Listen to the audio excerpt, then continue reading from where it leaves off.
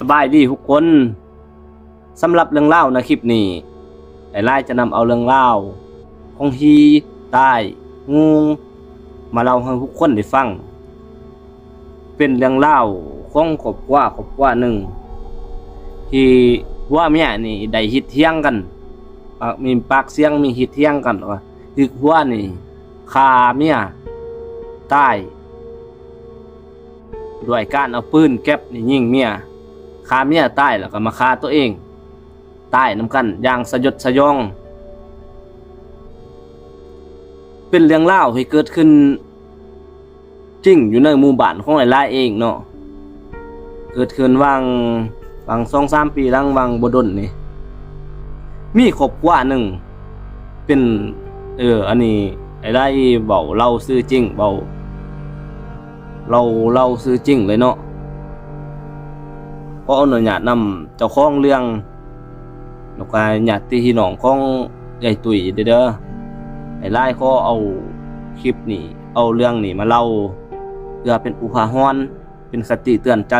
เพื่อบอกให้ผู้คนลงหิตถาดคือนี่เนาะมีครอบครัวหนึ่งเป็นครอบครัวของยายตุ๋ยกับไอลี่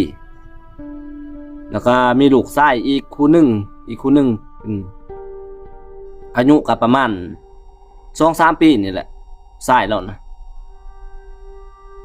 แต่จริงนั่นลูกชายก็บ่แม่นลูกชายร่วมกันหรอกเนาะเป็นลูกชายของเป็นลูกของไอ้ตุ๋ยตอนเราเป็นสาวหรอเรามีหูเบ้านี่มาล่มมาเฮ็ดให้เรามีลูกเราบ่เอาเราปล่อยให้เราน่ะเลี้ยงลูกผู้เดียวทำอิดก็เราก็อยู่เฮือนนำอ้ายนำเฮือนนำแล้วก็ไอ้เคยพอเรามีลูกคือจังซั่นแล้วก็หาเงินเก็บเงินพุกเฮือนแล้วก็ออกมาอยู่นำลูกอยู่นำผู้อ้ายไอ้เคยก็ก็ยันผู้อ้ายเคยสั่งก็เลยหาเงินนี่มาพุกเฮือนแล้วก็ออกมาอยู่นำลูกเราก็ถือว่าเก่งสมควรเนาะไอ้ตุ๋ยทั้งหาเงินพุกเฮือนแล้วก็ทั้งเลี้ยงลูกก็ว่าโอ้ยอมรับเลยเก่งสมควรแล้วก็ได้พอออกมาอยู่นำลูกได้ประมาณปีป้ายนี่แหละก็ได้มาเอากับไอลี่นี่แหละพอดีไอลี่มามักมาเอาเราก็มาอยู่เฮือนนำกันอยู่เฮือนไอตุ๋ยสร้างนั่นแหละมาอยู่เฮือนก็อยู่ปกติก็เฮ็ดให้เฮ็ดสวนเฮ็ดนี่แหละเฮ็ดหน้าเฮ็ดนี่แหละปกติก็อยู่นำกันแล้วนิสัยของไอลี่ฮู้หัวเรานั่นเป็นคนนี่ค่อนข้างอารมณ์ร้อน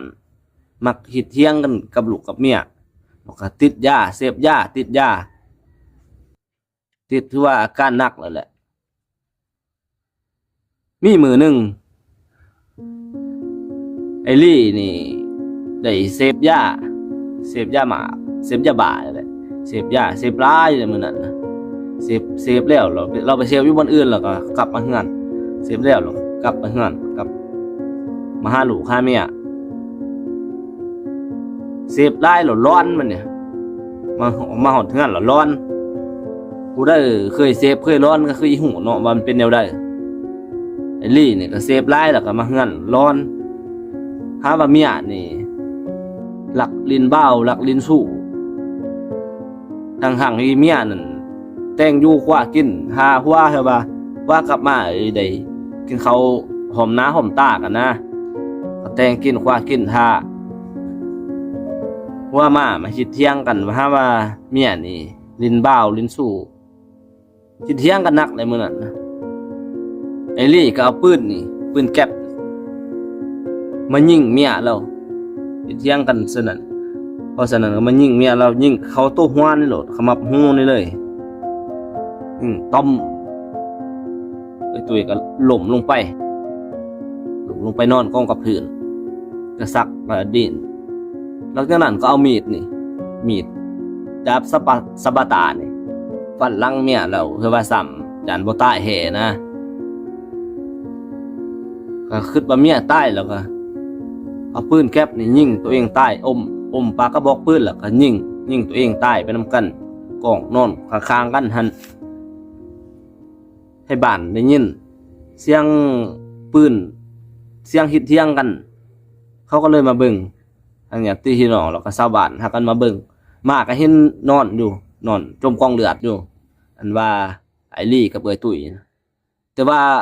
เอ้ยตุ้ยนั้นบ่ทันตายกับพี่เนาะคือว่ายังบ่ทันตายญาติพี่น้องก็หากันห้ามห้ามขึ้นรถวิโก้ห้ามขึ้นเรือไว้ไปปัวนะไปกับโฮดี้ใจขาดทุกข้างๆไอ้ตุ้ยก็โฮดี้ไปเอาข้างๆก็คือว่าใจขาดตายอยู่ข้างๆเขาก็เอากลับขึ้นมาบ้านแต่ว่าไอ้ลี่นั่นตายกับพี่เลยหลังจากนั้นเขาก็มาจัดงานศพจัดพิธีงานศพจัดเรื่องเว้าคดีความจากเขาเฮ็ดเอาได้ไอ้ไล่ก็บ่ฮู้คือกันเนาะเรื่องคดีความว่าตายทั้งหัวทั้งเมียเลยไอ้ลี่ก็ตายไอ้ตุ้ยก็ตายแล้วเดี๋ยวนี้เฮือนหลังนั้นก็ยังเป็นเฮือนห่างอยู่บ่มีใครกล้าไปอยู่เพราะว่าเป็นเฮือนของที่ตายโหงก็บ่มีใครกล้าไปอยู่เลยซ้ำซุมื้อก็ยังเป็นเฮือนห่างหาไอ้ไล่ได้ไปบ้านเลยไอ้ไล่พายให้เบิ่งเด้อสำหรับเฮือนห่างที่ว่าเมียได้ฆ่ากันนะแล้วอยากฝากถึงผู้ที่ว่ายังเสพยาบ้ายังเสพยาเสพติดนี่เลิกได้หรือหาเลิกซะเนาะถ้าเจ้ายังเสพอยู่เจ้าเป็นบ้าอยู่นี่ชีวิตเจ้าบ่มีความสุขหรอกเจ้าจะมีความทุกข์มุกทุกข์ใจบางเทื่อก็ร้อนยานซั่นซั่นนี่เห็นบ่ผู้ใดเสพยานส่วนหลายอยู่แต่ป่าแต่ฮู้บ่กล้าเขามาบ้านบ่กล้าเขามาสู่สังคม